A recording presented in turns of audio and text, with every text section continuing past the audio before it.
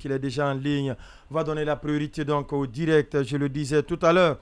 Ce vendredi, les cœurs des Guinéens, sans exception aucune, vibreront au rythme du match qui va opposer tout à l'heure leur équipe nationale à celle de la RDC au compte des quarts de finale de la CAN qui se joue en Côte d'Ivoire.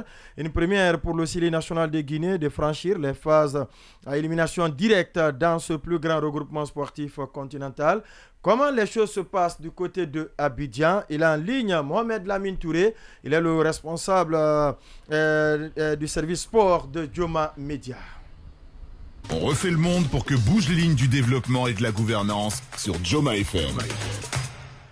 Mohamed Lamine Touré, bonsoir. Bonsoir à Aboubacar Kondé et bonsoir à tous. Merci d'avoir accepté notre invitation. Alors, nous sommes à quelques heures du lancement du coup d'envoi entre la Guinée et la RD Congo. Dites-nous quel est l'état d'esprit dans lequel le Syli national va affronter cette rencontre. Écoutez, vous savez, l'état d'esprit, il est au beau fixe quand on sort d'une victoire et surtout d'une qualification, vous l'avez dit, historique contre la Guinée équatoriale, puisque ça ne s'est pas donné d'avance avant ce match qui a opposé la Guinée à la Guinée équatoriale, puisque tout simplement la Guinée équatoriale restait sur une très bonne dynamique après avoir infligé un 4-0 à la Côte d'Ivoire et bien sûr, et la Guinée qui sortait d'une défaite contre le Sénégal. Donc c'était pratiquement un match très très difficile pour la Guinée, mais contre toute attente, la Guinée quand même a réussi à se surpasser et la Guinée a battu et a éliminé donc la Guinée équatoriale. Et aujourd'hui, le Syli le moral, il est au beau fixe selon le sélectionneur et quelques joueurs en tout cas qu'on a vu lors des différentes séances d'entraînement. Vous savez, il y avait eu cette polémique liée aux primes qui avait en tout cas été observée ici au sein de l'effectif mais aussi du staff technique. Mais cette polémique désormais, c'est une histoire ancienne puisque vous avez vu après la qualification à 8e de finale, les joueurs avaient réclamé la prime qui était normalement aux ordres de 10 000 euros. Malheureusement, il y a eu une réclamation et une revalorisation qui avait été souhaitée par les joueurs. Tel n'a pas été le cas. Mais la qualification en quart de finale, l'État guinéen s'est bougé à travers donc la primature qui a décidé de doubler la prime destinée aux joueurs et au staff technique. On rappelle que la qualification pour les quarts de finale c'était 12 500 $ pour chaque joueur et membre du staff de l'encadrement technique et cette prime a été doublée, soit 25 000 $ par le Premier ministre. Tout ceci visait à encourager, à remobiliser et à booster le moral de l'équipe. Et aujourd'hui, hier, on était en conférence de presse avec Kaba Diawara et Amadou Diawara. Et voilà, ils ont tous affirmé que l'équipe est prête malgré les petits bobos qu'il y a au niveau de l'infirmerie. On parlait notamment donc de Moriba Kourouma, de Fassine Conté, de Abdoulaye Touré, lui qui est revenu. Sinon, en tout cas, toutes les informations en parlant des joueurs blessés, je pense que c'est pratiquement Moriba Kourouma et Fassine Conté qui vont être out aujourd'hui. Si Abdoulaye Touré signe son retour, l'équipe semble prête et affronter la République démocratique du Congo, qui n'est pas une petite équipe, puisque la RDC sort aussi d'une qualification, j'ai envie de dire, historique, puisque lors des dernières éditions, quand même, la RDC n'était pas présente, et cette fois-ci, ils ont réussi à damer l'option à l'un des favoris de cette compétition, qui n'est autre que l'Égypte.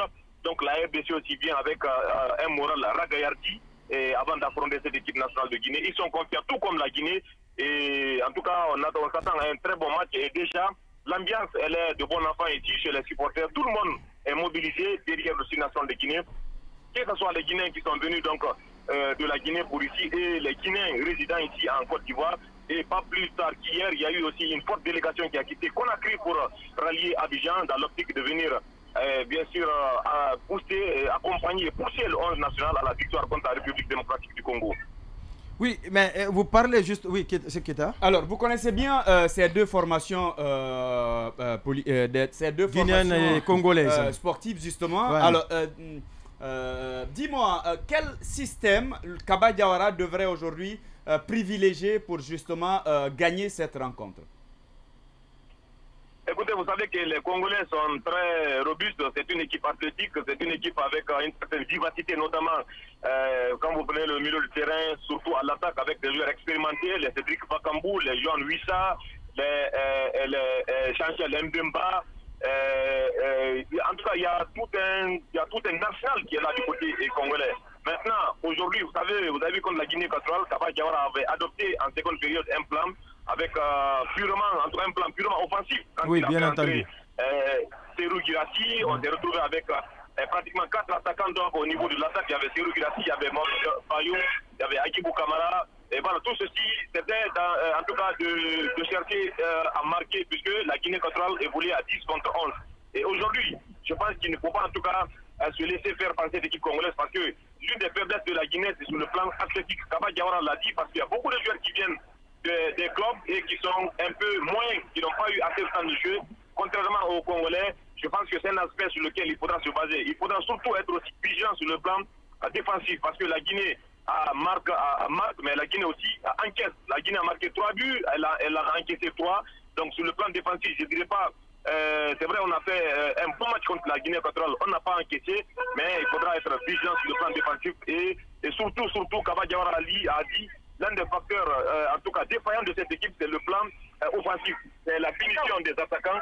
C'est vrai que cette année, Mohamed Bayo a marqué ce but, mais les Serou Girassi ont encore... ils sont encore en retard, en tout cas, il n'a pas réussi encore à marquer. Je pense que quel que soit le système qui va être mis en place, il faudra respecter surtout cette équipe congolaise, parce qu'elle a des armes offensives, elle en a aussi des armes défensives. C'est une équipe qui a des qualités individuelles qui se confondent parfois à un collectif bien nulé qui est capable bien sûr de faire du mal à la Guinée.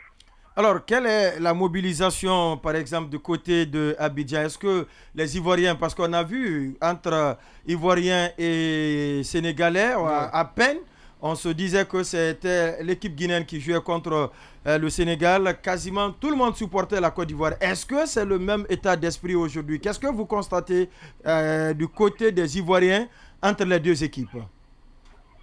Écoutez, vous savez, d'abord, il y a une très forte colonie guinéenne ici à Abidjan, bien entendu, donc à Yamoussoukro. Oui. Et on a vu contre la Guinée équatoriale, il y avait beaucoup d'Ivoiriens qui se sont mobilisés pour supporter le Chili. Mais ça pouvait se comprendre, puisqu'ils voulaient une revanche. Ils voulaient que la Guinée, en tout cas, fasse la revanche après cette défaite, lourde défaite infligée par la Guinée équatoriale, donc à la Côte d'Ivoire. Il y avait beaucoup d'Ivoiriens qui supportaient donc la Guinée. Et aujourd'hui, on est encore avec, je vois beaucoup d'Ivoiriens qui se disent oui, la Guinée c'est notre deuxième patrie. Je ne dirais pas c'est notre deuxième pays, mais la Guinée c'est un pays en tout cas sur lequel on compte beaucoup et on espère pour la petite boutade, parce que si la Guinée passe, la Côte d'Ivoire passe, ce sont les deux équipes qui vont se retrouver en demi-finale.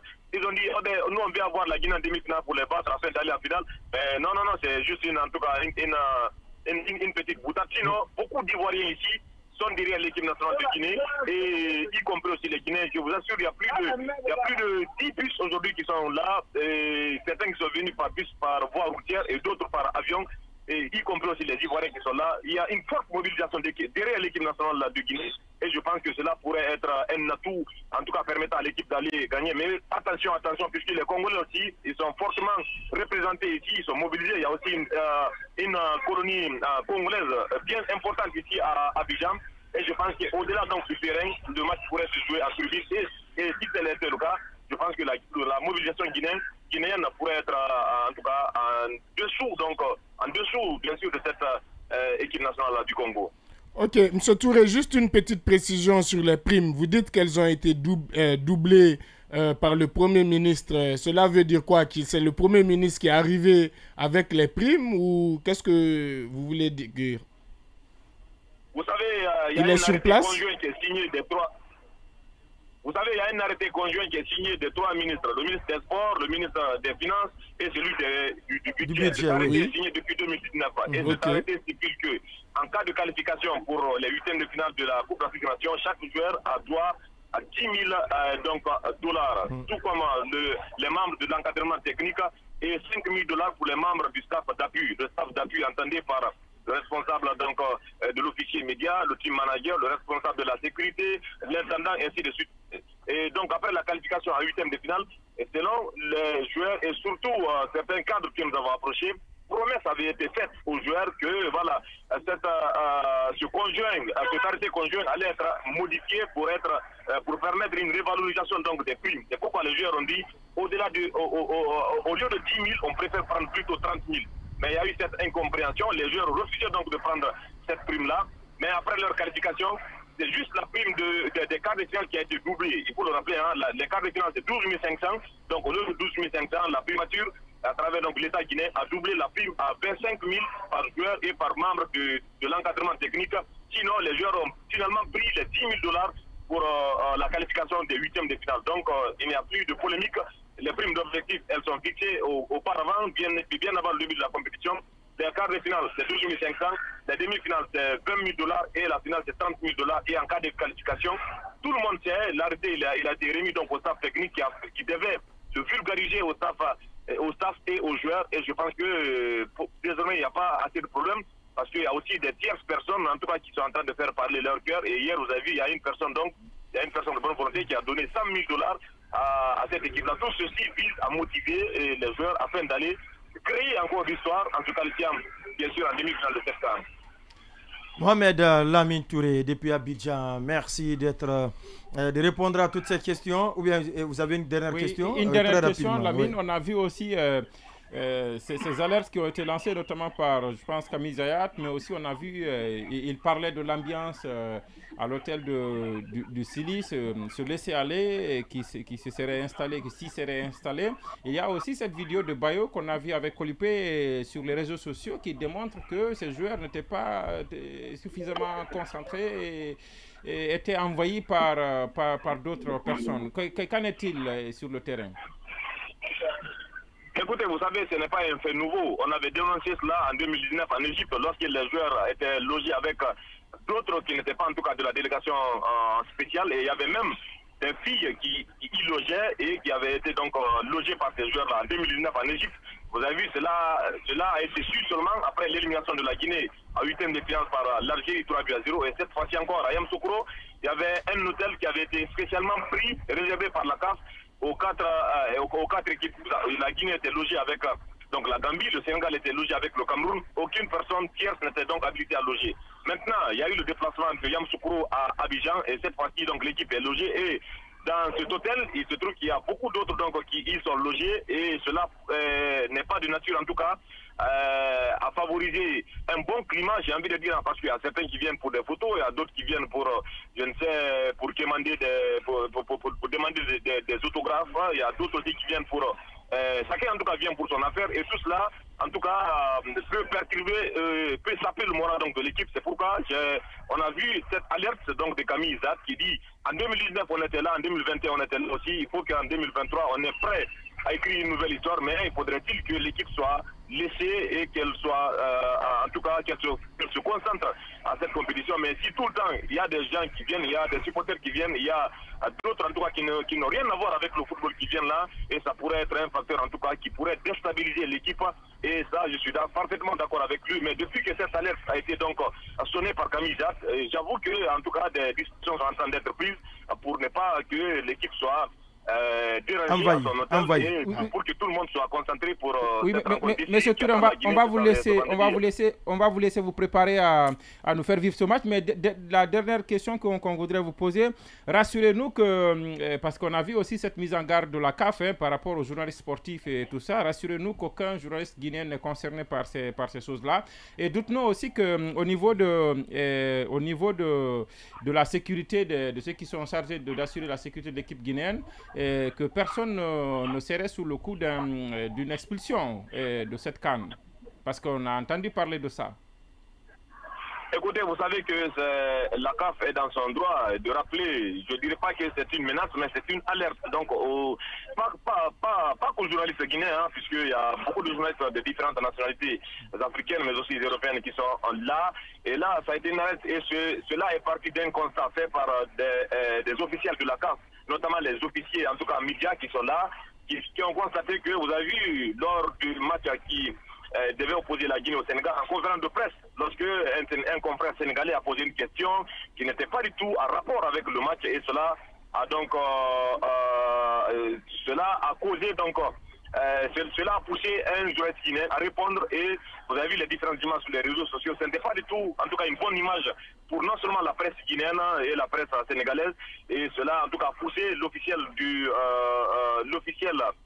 la CAF, l'officier Méda, ce jour, il avait même pris les deux accréditations des deux concernés, c'est-à-dire le Guinéen et le Sénégalais, et après d'intervention en intervention, il a accepté finalement de rendre les accréditations. Et ce n'est pas le seul incident, puisqu'on a vu aussi lors du match qui a opposé la Côte d'Ivoire au Sénégal, il y a eu aussi quelques échanges, en tout cas pas amicaux entre confrères sénégalais et ivoiriens. Et ça, c'est un constat qui a été fait par la CAF dans beaucoup de stades.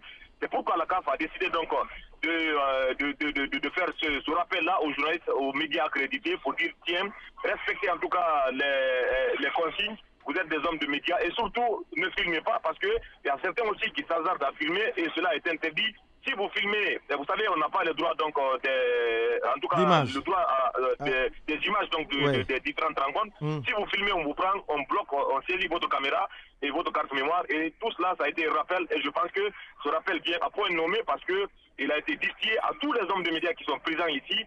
Désormais, si vous vous y hasardez, vous allez être non seulement exclu et vous allez pénaliser votre pays puisque, figurez-vous, il y a un quota qui est attribué à chaque pays. Et si à chaque fois que, par exemple, un pays en tout cas, on constate qu'un pays, ces journalistes ne respectent pas la règle, rassurez-vous que l'année prochaine ou pour les prochaines compétitions de la CAF, ce pays pourrait avoir un faible, très faible quota attribué donc aux différents médias de ce pays.